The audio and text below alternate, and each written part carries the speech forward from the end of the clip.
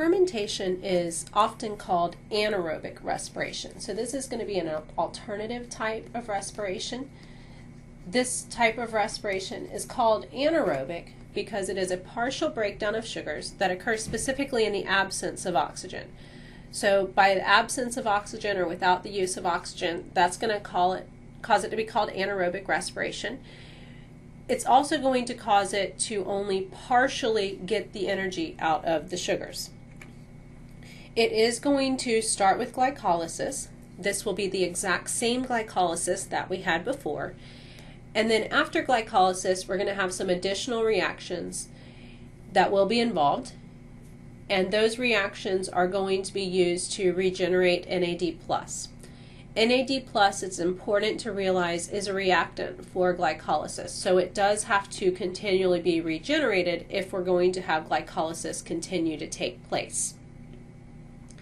Now there are two different types of fermentation. They're very similar to each other. The first one is what we call alcohol fermentation. And in alcohol fermentation, we do start with the glycolysis. Because we are starting with glycolysis, we are basically having this take place in the cytoplasm. And in that glycolysis, we are going to produce 2 ATPs up here. Those ATPs are by substrate level phosphorylation using a kinase enzyme. That's the exact same thing that we talked about in glycolysis when we covered it. We will additionally get 2 NADHs, which are hanging on to high energy electrons from that organic carbon. Now the 2 pyruvates that we get, rather than ship those into the mitochondria as we would do if we were running cellular respiration, we're going to have an enzyme that immediately removes the carbon dioxide. So we end up with a 2-carbon molecule called acetaldehyde. That acetaldehyde is going to be reduced by the NADH. So in other words, it's going to collect electrons from the NADH, and when it does, it turns into ethanol. So in other words, we are oxidizing the NADH. Now the ethanol, that's the end product. It is an organic molecule. That means there is still some energy in that molecule, and you've probably certainly heard of ethanol being used as a fuel source. However, it's not a good fuel source in our cells. So in this process, the total yield that we get is just 2 ATPs. That's the maximum yield that we can get per glucose that we started with. Now we don't want to count these NADHs as yields down here because first of all, they're not going to contribute their electrons to the electron transport chain because we're not going to have oxygen involved. And additionally, we're really going to just pass those electrons back off to the acetaldehyde to reform the NAD+. We have to run this bottom half of the reaction to get the NAD+ back because without NAD+, the glycolysis part would not run. So ethanol, although it is a fairly toxic molecule to a cell, it must be produced so that we can get that NAD+ back, which will ensure that we're able to at least make the 2 ATPs per glucose. Now, alcohol fermentation is commonly used in the production of alcoholic beverages such as beer and alcohol. It's also used in the baking industry. So notice that from the pyruvate we do get some carbon dioxide that's released, and that released carbon dioxide is used to rise breads. So when the yeast is added to the bread, a sugar source is usually put there, and then they're able to produce the carbon dioxide and make our bread rise up. The other type of fermentation is lactic acid fermentation, and in this case it's very similar. We do have glycolysis to start with, which is going to give us our maximum of 2 ATPs. And the difference is that in this case we're not going to remove any carbon dioxide. The pyruvate itself is going to come and collect those electrons back from the NADH. When it does, it turns into lactate or lactic acid. And lactic acid fermentation does occur in our muscles. It can happen under exercise conditions, and there's some different theories about why it is produced, but in any case, the lactic acid changes the pH of those cells, and it can cause cramping and other effects. If we compare cellular respiration and fermentation, all three of them are going to start with glycolysis, and so all three of them are going to start in the cytoplasm. In the case of fermentation, it will remain in the cytoplasm, so it will not involve the mitochondria at all. In those two types of fermentation, we're basically making some NADH, but we don't count that as an energy yield because it does get reconverted into NAD+. The end products are organic molecules. Those are waste. And the maximum yield that we get is just the 2 ATPs. So it is certainly going to be less efficient than what we had when we were talking about cellular respiration, because with cellular respiration, we would continue to break down the pyruvates using the citric acid cycle and oxidative phosphorylation, and we would also utilize these NADHs to get the energy out of those electrons.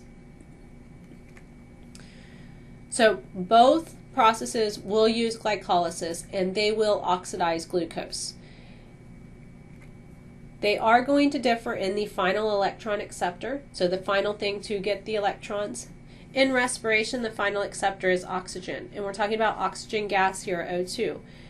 In fermentation, the final acceptor is going to be an organic molecule. Specifically, that molecule differs with whether we're talking about the alcohol fermentation or the lactic acid fermentation. With alcohol fermentation, it's going to be the acetaldehyde, and if we have lactic acid fermentation, it's going to be the pyruvate. In any case, a lot of energy is going to be left in those organic molecules at the end. So we're not harvesting all the energy out of that original glucose molecule. The efficiency of the process is much different. We got 38 total ATPs with cellular respiration, and we're only able to get 2 ATPs when we're talking about the fermentation. There are some organisms that are capable of producing ATP both through cellular respiration and then also by fermentation. Those organisms are called facultative anaerobes, and with them, really ideally, they would go through cellular respiration because they can get more energy that way. But if there is no if there is no oxygen available, they can revert to fermentation and get enough ATP to survive. So with those organisms, they will always start to break down the glucose in the cytoplasm, go ahead and run the glycolysis process, and then depending on their oxygen availability, they will continue on with cellular respiration by shipping it to the mitochondria, or in the case of no oxygen, they will produce the ethanol or lactate in the cytoplasm. Right, so if lastly we just talk about how some other molecules are going to connect into this pathway, certainly we can break down molecules other than glucose and use them as a food source. So other sugars could be broken down. If we start with, say, a starch molecule is a polysaccharide made up of glucose. There would be some extra steps at the beginning just to get that polysaccharide broken down into the monosaccharides. So in that case, we'd have a lot of hydrolysis reactions that must take place initially. But then we could continue on with the cellular respiration as we described it. If we have proteins that we consume or need to break down for energy, the proteins can be broken into their corresponding amino acids. Those amino acids can be converted into different molecules that we see throughout the pathway, such as pyruvate, acetyl-CoA, multiple components throughout the citric acid cycle like the citrate or the alpha-ketoglutarate. With any of these, if we produce pyruvate, then basically the pyruvate would be broken down through the rest of the cellular respiration process. Fat molecules are broken down into glycerols and fatty acids, which can be converted into multiple molecules that we see throughout the pathway as well. So we can funnel in a lot of different molecules into the cellular respiration process, and the ultimate yield that we get at the end just depends on where we actually enter these in throughout the process.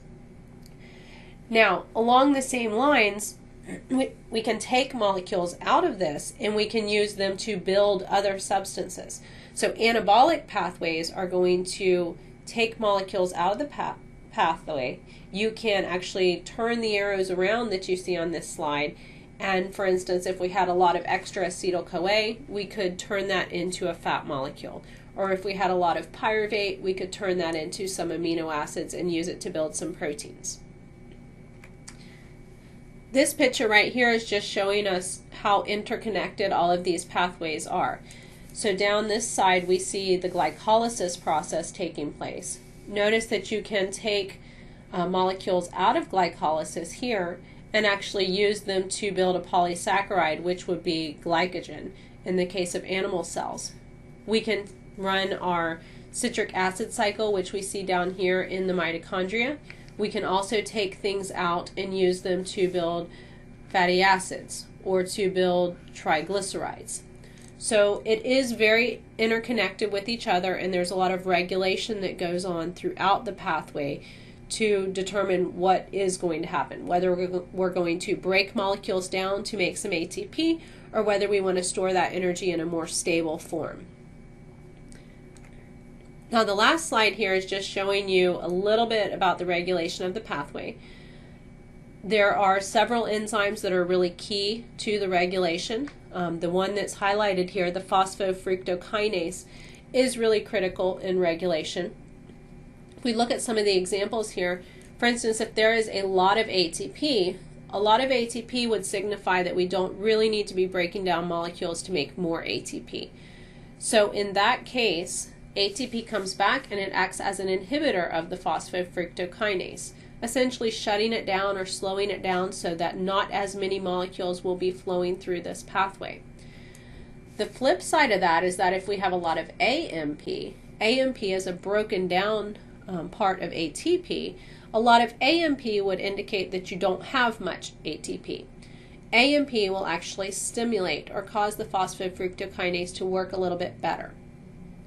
So there are multiple ways to regulate this pathway. The regulation is all about meeting the getting the supply and demand to match up with each other. So we only want to break down molecules when we need to, and if we don't need the ATP, which is a very unstable form of energy, we want to pack it away in something that is more stable, such as a fat molecule.